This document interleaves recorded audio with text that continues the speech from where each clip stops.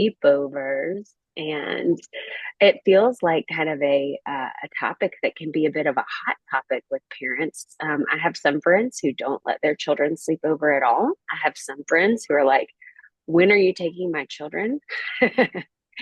and kind of everywhere in between. So we'll dive right in. But before we do, I'd actually love to hear just generally. We're going to talk about sort of what some of the experts say. But Becky, let's start with: did you let your kids do spend the nights and sleepovers and stuff? Absolutely. Absolutely. Yeah, my firstborn was like, every house is just the best. This family is the best. We have to go here. I like this family. So she was eager as early as first grade, she was invited in first grade to a sleepover. And I was a little shocked about that because I thought that was really early, Yeah. but she wanted to go and she never looked back. She was not one of those children that said they wanted to go, and then you got the call at midnight that they wanted to come home. Um, all three of mine did. My boy, it's not as much of a boy thing. I don't think so. I don't remember him going to sleepovers, but if he had asked, I would have said yes.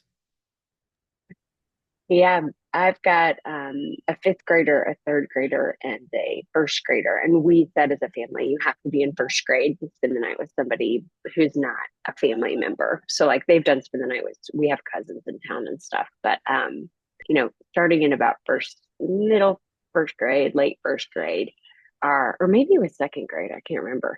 Um, our older two did started doing spend the night. And like you said, it's funny. My daughter is way more into it. My oldest is like he never invites people to spend the night. He's like, you know, sure, I'll go if somebody invites me, but I'm not dying. And my daughter's like, can I have somebody to spend the night? So Right. maybe just different personalities, but Well, I uh, hate to be gender specific, but I think that the leisure of a sleepover gives girls so much deep relationship time, yeah. and that's what they crave. And so I think that it is more popular with girls.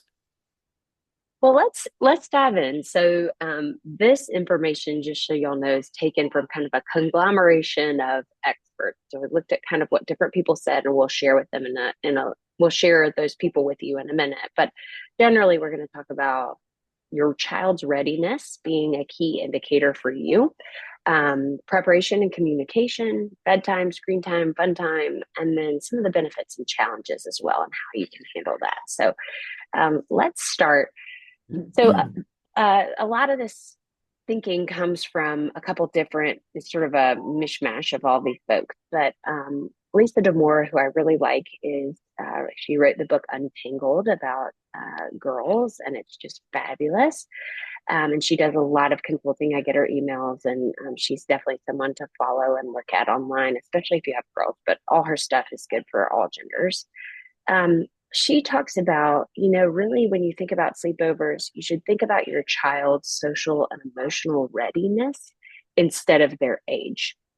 So it's not like, oh, you turned, 7 and now you get to go have a spend the night. But really it's okay, well, can you go to bed by yourself at home? How do you feel? Are you comfortable being with other people? Have you done play dates at that person's house? And just sort of thinking about really knowing your child rather than thinking about their age. Um, and then she also talks about considering like your child's comfort, their emotional maturity, and also I thought this was so huge, the family dynamic of the host.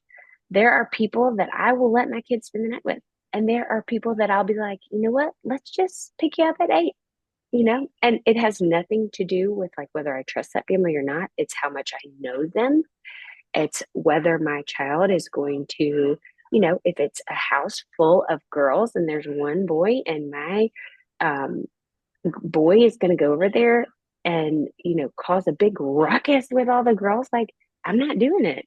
Whereas if it's like, just a family of two, then I'm going to think about that a little bit differently, right? So it's like, I'm thinking about how my children's impact will be on that family and also how that family's dynamic will impact my child. Becky, what do you think about that? I think you need to trust your child Mm, and make sure, listen to yourself and make sure you're not swaying your child in either direction. If and there obviously there is a time to push your child and encourage them to do things that seem challenging, but I think in this situation it's probably best just to trust your child and give them an out, like Peyton said, pick them up at 8 o'clock. um think about what your child's like at night, and like she mentioned, do they have a hard time transitioning to bed and what have you? And also, you'll probably bring this up. What other children are going to be there? And what are those dynamics that you need to think about ahead? yeah, that's so huge, right? It's like, am I sending you to a sleepover of 13 kids, right? Or am I sending you to a sleepover with like your best buddy? That's a different consideration for Yes. sure. And I love what you just said, Becky, about making sure that your child does not feel pressured either way, right? Some parents are like, go, go, don't be a wimp, right? And, Yes. like everybody spends the night out. Why aren't you doing that? And then some parents are going, oh my goodness, um, well, no, I don't know. I don't know. Are you sure you're ready? And the child's like, I'm ready, mom. But if you don't believe in me, then maybe I shouldn't. And honestly, like I, that advice goes for other things besides sleepovers. That's like for all of life. and don't, I think this piece of advice I've been thinking about, I heard, and I have been going over it for weeks, is don't think that this year is a picture or a forecast of who your child is going to be when they're grown. One particular little girl that I knew never, ever was willing to spend the night out, ever. It was not going to happen. She was not ready to do that ever. And that little girl grew up, went to college, lives in a married someone from another country, lives in that country, and has a thriving business in that country.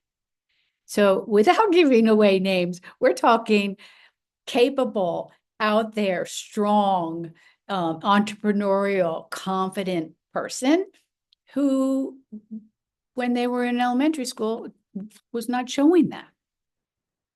And Becky, that's so great too, because sometimes it's also just our kids' preferences. Like they want to go, they want to play, but then they want to sleep in their own bed. It's just Yes. like, I just prefer that, right? And I have a friend who I laugh like every time we spend the night, she's like, oh, I'm so nervous my daughter gets so grumpy at night. And I'm like, well, maybe spend the nights aren't the best, right? Do a sleep under where it's like you pick them up at 8:30 or 9 and then you're done and they can still come home and not be super grumpy. So Yeah. I think that's a huge important thing. Um, Sissy Goff and David Thomas do talk about, okay, between 8 and 10 years old is generally when your kid is going to be ready for it. I think they're kind of talking from like a developmental stage of like when kids are starting to reach for that independence and they're starting to kind of go like, how far can I go away, and still feel safe, but also know that like, yeah, I'm going to stretch some boundaries a little bit and start to kind of test that. And that's a good time to think about things. I think, where the idea of what Dr. Becky talks about, where it's like you're prioritizing the child's sense of safety and also their sense of agency. It's kind of what we talked about earlier, that balance between, is it safe? Are you comfortable? But then also, are you deciding as a child to do this? Like, is this something you're asking for, or is this something I, as a parent, am either pushing or blocking? You know, and Also, think about, let's say your child just doesn't feel comfortable. Think about working out a sentence for them to say when they talk to their friends at school, right? Give them an out, give them a confident, upbeat phrase that they can say why they're not coming or why they're leaving at 8:30. I want to make sure you've protected your child and then they don't feel anxious or less than just because they're leaving at 8:30. yeah, I mean, I would just tell mine to say, I like my bed so much. I don't Right. want to go anywhere else. It's so I have comfy. soccer practice earlier in the morning. Yeah, Let the parents be the bad cop. My parents won't let me because I have a soccer game in the morning. yeah, Fine, fine. beautiful. Yeah, that's such good advice. So, okay, let's talk a little bit about just generally what these folks say is are some good just guidelines for you as you're thinking about this as a parent. And some of this I laughed, like we've been doing spend the nights for a while, and I was like, oh, I need to add this to my repertoire of things I need to think about. But so the first is that if you're the host, always kind and helpful to be the one who says, okay, here's what you can expect for when your child comes to my house. So you're setting those expectations. And I love when people say, hey, we're going to watch this movie. It's rated this.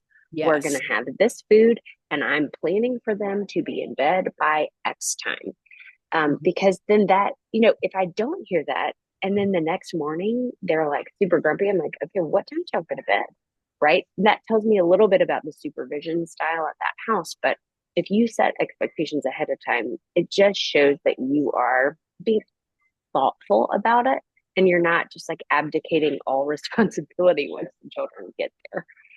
I don't think there are any parents out there that really want to send their child to a home where the goal is to stay up the entire night and not sleep. That might be fine in middle school and upper school, but I don't know any elementary child that's going to fare well the next day. Yeah. I mean, our last basketball game, Dana and I turned to each other. We were like, oh, they stayed up too late at this for the night party, right? Like, and that's just, you can tell the next day they're wrecked. I think also communicating as the host, right? When you invite someone over, your child invites someone over, right? I know that like here's how they're going to be supervised, right? They're going to be sleeping in X room or the basement or wherever, and I'm gonna, take all the devices and make sure that blah blah blah or whatever. Like, um, and then also like, hey, we've got an older brother or an older sister, and they're going to be coming home with some friends, and just sort of letting your guests know here's generally what's going to happen, because then as a parent I can prepare my child for that, right? um Becky, anything else on like when we're the host? I think that's really good advice, Peyton, for hosting all the way through high school, through 12th grade. Parents, when they drop their child off at your house, they want to know what the party's going to be like. They may have forgotten to tell you that their child is lactose intolerant and you're ordering pizza. Just little things. We're going to have pizza. We're going to play some games and we'll watch a movie before we go to bed. And I'm going to say lights out at midnight. I mean, that would just be a nice thing to hear as you're dropping your child off. Um, what I want to hear, Peyton, is what do you think the pros of sending your child to a sleepover are? Well, we're going to get there, Becky, but We we can are? skip Okay. forward a little bit if we want to. I think some of the benefits, and we'll go back if we need to, but honestly, like I am a huge fan of Spend the Night. I think it is so good for kids. I think it is so good for them to experience what it's like to be in another family with all of the family dynamics and see, like, oh, wow, like those siblings don't fight, or wow, those siblings do fight, or wow, this is when they sit at the table, or this is the type of other house or other culture, and they just pick up so much on those social skills and Mhm. building that. I also do think it deepens friendships. There's something about that unstructured play that you get at a sleepover that you don't get at a play date or at a soccer game or at a hangout after school. That's just kind of creates a magic bonding that I think is really huge. And then I also think it like you're showing your kid that you believe in their ability to be independent and to be resilient and figure it out when you kind of let them go. So I don't know. How about you, Becky? Any things that you really Yeah, I think think are all those things. I also think it makes them bond with you more because ultimately they're way more at home with in their own home. So they go, they see things that are different, they experience a different family culture. And for the most part, they're affirmed that theirs is the best. Right. Sorry. And also, I think too, like, even when you have a kid who's like, oh, I got homesick and I have to come home, right? That's going to happen. Like, that happened with me. My parents always tell the story. I got homesick and I had to call and come home. I Yeah. mean, that shows that you're there for them when they need you, right? There's so much good that actually can come from that. And that's a chance for them to be like, okay, when I'm not ready for something, that's okay. And it's good for me to be able to say, I've reached my boundary, right? Yeah. So um that's going to serve them well when they're in those other times of, oh gosh, what am I going to do? Oh gosh, I feel uncomfortable in this situation. Who do I call or what do I do? Do I handle it? Do I have an escape? What do I need? So No, I'm all for it. You might want to back up because I think I derooted you when you were about to talk about um, preparing your child. absolutely. And so if your kid is the guest, obviously it's important to prepare your child. You don't just like drop them off willy-nilly, right? You're kind of letting them know, here's what we expect from you in terms of your behavior and in terms of your bedtime and in terms of, when I'm going to pick you up. Then it's also things about like when you go to their house, here are the rules that I know you're going to follow. Here's what the parents have told me. So you're kind of prepping them. And then this is so huge, Becky. You and I were talking about this, is like give your child the confidence and the words to say or the thing to do if they feel uncomfortable and they need an out, or if something happens and it's like, oh, I know this isn't okay. So, Becky, do you want to say some more about that? Yes, and this is another one of those things that is good for you to have in your family all the way through 12th grade. There will be times when you are in a social setting and your child is being invited to do something that they don't really want to do. I used to do this when I took the students, the 11th graders, to France. And they would say, if we were in a social setting and they were being asked to do something they didn't want to do, they would say to me, weren't we going to the movies tonight? And then I would say, oh yeah, we're going to the movies. So sorry. And that was just our little way of making sure that if they were in a situation they didn't want to go on, that we had that out. Now, those kids were 16 and 17 years old, and they still wanted to be able to exit a social situation without saying, no, I don't want to be with you and go on your event. So kids could call you up on the phone and say, without having to whisper, they could just say, I want to sleep in my bed tonight. And I think that would be fine. It doesn't have to be a code. Absolutely. And I think, I was talking with one of the eighth grade cheers recently, and they said the best thing you can teach your child is how to say no.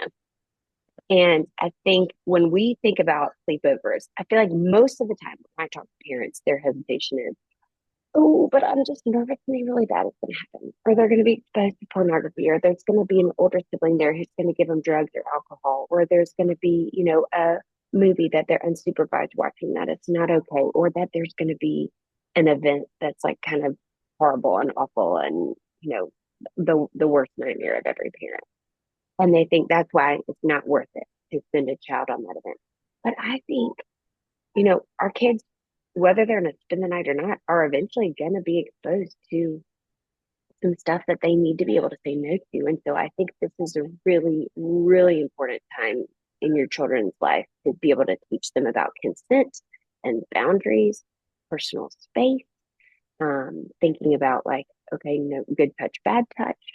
And also being able to say no to like, I don't want to watch that YouTube video and I don't want to play that game that makes me feel uncomfortable or I know is not right. Or I don't want to sneak out. Like that is not something I feel comfortable doing. And the better we can equip our kids to do that, the easier it will be for them later in life. Becky, I know you and I had a good conversation about this. Anything else you want to add about that? Yeah, I think you could think of it as just a tiny, very small chance for your child to be independent in a safe setting with people that you already know. Don't drop them off at somebody's house where you don't know the parents, but you know those parents. You've probably been in school with those parents and sitting in the bleachers and the conference day chairs with them for years. And it's a way for your child to have that sense of independence, that sense of agency, and then confidence. I did it. It was fun. I made good friends. Awesome. And one thing, if you guys need resources around things like consent and boundaries and good touch, bad touch and stuff, on my website under resources, there's a whole list of books that I love that I use with my own kids around stuff like that. And it's just helpful to get the conversation going because it can feel kind of awkward being like, all right, before I drop you off at the spin and I don't want to talk to you about this. But it's something just you can naturally weave into your reading as a family, and it's a really easy way to do that. Okay, so when you're thinking about messaging with other family, I think just being super open, right? Of like, hey, I don't let my kids watch movies that are PG-13. Can you let me know if that's something that's going to happen? And, maybe I'll work out with my child what to do. Or, oh, my child has allergies. I forget all the time. I have two children with like life-threatening allergies, and I forget to tell people because it's just such a normal part of my life that I forget. I almost need to make like a when you're setting up a play date or a spend the night party checklist, don't forget to do this, right? But then also just don't be afraid to ask, like, hey, how are they going to be supervised if the host doesn't offer, right? Like, what are they going to do? I think that's really fair. And then if my kid needs to call me or, I need to get in touch with my kid, what's the best way to do that? I think having those kind of plans ahead of time can just ease the any angst you might feel and give your kid a little bit more independence. This is all really, really good advice. And it's so interesting because sleepovers are a part of childhood. And they're a fun part of childhood. I still remember sleepovers that I was on when I was a little girl. They're very formative, and but it is important to have your eyes wide open and help your child through it. Yeah. And again, like when you're hosting, it's important just to think about what's bedtime going to be, what's screen time going to be, and what's fun time going to be. Because these are the things that are always struggles, right? It's like, all right, we got to get our kids to bed. We got to keep them off the screens and then at least as much as we can, right? And then what are we going to do that's sort of structured? And so just some advice that these folks give is just set a realistic bedtime and let the children know when they're at your house. Just because it's just in the night party doesn't mean it's a free for all. Yes, we're going to stay up late. Late means 9:30, or whatever late means to you. Or maybe it's, hey, you have to be in your room with lights out, but y'all can chit chat until you fall asleep, right? Whatever that looks like. And then I think too, talking about screen time, like with your own children, just be like, please don't expect that y'all are going to be on phones or, watching a movie all together is a class part of spend the night, and that's like good screen time. But if you have a bunch of kids on, cell phones and iPads, texting other friends, staying up late. That's just not um, great for kids this age. We know.